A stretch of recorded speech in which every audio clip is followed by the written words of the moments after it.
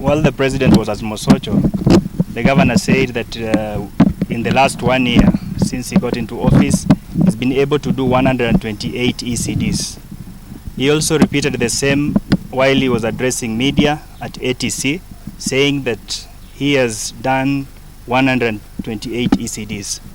Honorable members of the press, I want to tell you, and I want to outline here, that that is a complete lie.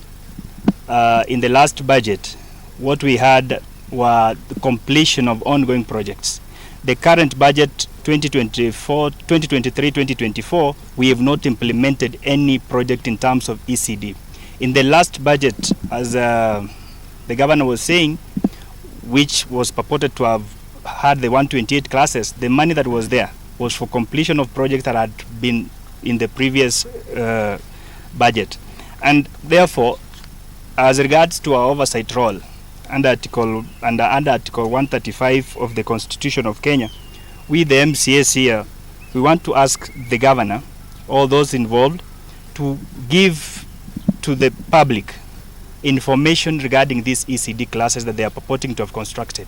One, we are asking the governor to give the name of the ECDs, where the name of the ECD class, the school, the location of that ECD class, also the ward.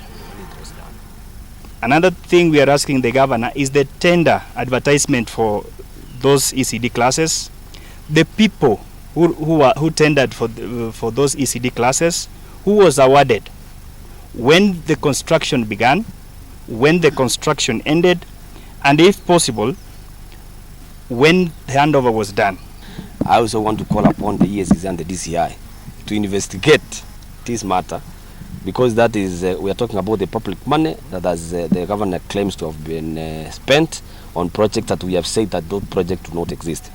On the issue of bursaries, I want to go straight to the record that around 10th of October, around October this year, the governor was heard clearly promising the people of Kisii that we were going to give out the bursaries so that our students who are on in school, secondary schools, to get money.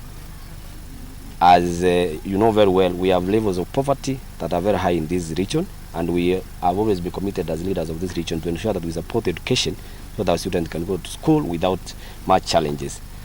It is important to know that as the Kisii County Assembly, we have set aside 225 million. That is 5 million every ward. And on top of that kitty, the governor has set aside 20 million for his office to top up the bursaries, what he calls the governor's scholarship. I want to be heard, or I want to be, I want to go straight to the record and say that we are urging the governor to stop a lot of shenanigans, to give out the bursary forms as early as now, so that our students, when they go to school next year, they get money in their accounts. We don't get challenges of students being sent home for school fees. And also about the scholarship, we are asking the governor, because this is something we have seen before, that the 20 million scholarship should be, spread equally, equitably across all the 45 wards. Because the needy students in Bokimonge are the same. We have the same needy students in Masimba. So the 20 million must be spread equally across our 45 wards. We have a law on how the bursaries should be distributed through the County Governments Act, the County Bursaries Act that was enacted into law from 2012. We have had the governor giving a lot of threats that he will go to Bokimonge, he will come to Masimba and give out the forms. You need to read the law. It's basic. It's a very small thing. You need to get the act. You don't give just, it's not in the lip. It is something on paper. We must tell the governor, and this is not a request. He should follow the law when it comes to matters of distributing the bursary. It is true that we did allocate money for the road sector, which was amounting for more than 700 million Kenya shillings. What we are asking, and we are worried as members of the County Assembly, despite that the governor decided to go the lot system of procurement of roads, there are some of the roads which have not been procured under the lot system, and those projects need to go through a process called quotation.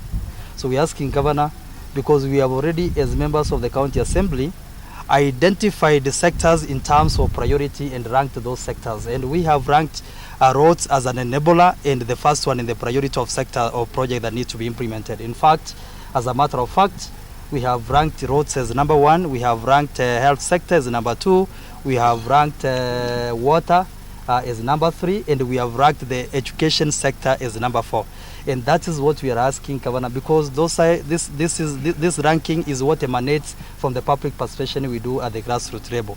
Now that road is an enabler and is ranked as number 1 in terms of the priority execution of projects, we are asking Governor that those roads that he has not been able to put under the lot system of procurement, they actually be procured under the quotation, and let him not be malicious enough to begin saying that some of the MCAs who do not agree with him on principle in terms of ideologies, their awards are not going to be procured. I think that is committing a crime and something as the leaders we will not be able to take rightly. And it's a discussion and a conversation that we intend to have in the coming days.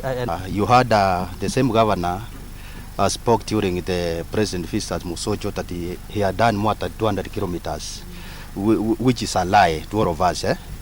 We are aware that for this current year budget, we had allocated 750 million to do the roads in the whole Kisii County, the 45 wards. And since we passed that budget in June,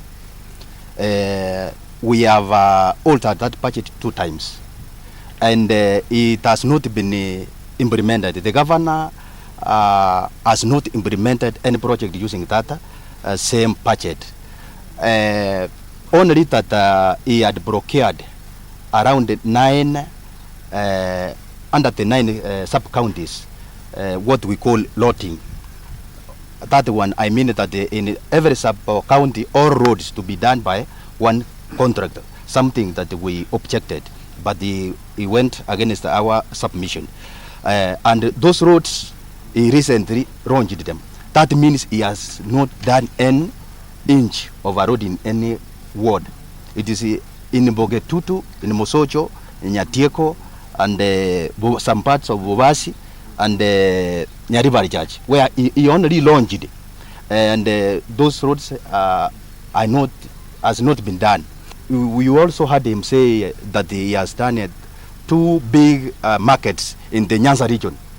That's Magena and Maran market. The project that the Ongwae started during his regime under the National Agriculture and Rural Inclusive Growth Project, a project that was being funded by the World Bank. I was the chairman in the Agriculture Department in the last regime, and even this time, only that they whipped me from all the committees. I wanted to tell the public that those 2 projects were funded by the National and Agriculture Rural Inclusive Project with the help of the national government, and it is an ongoing project.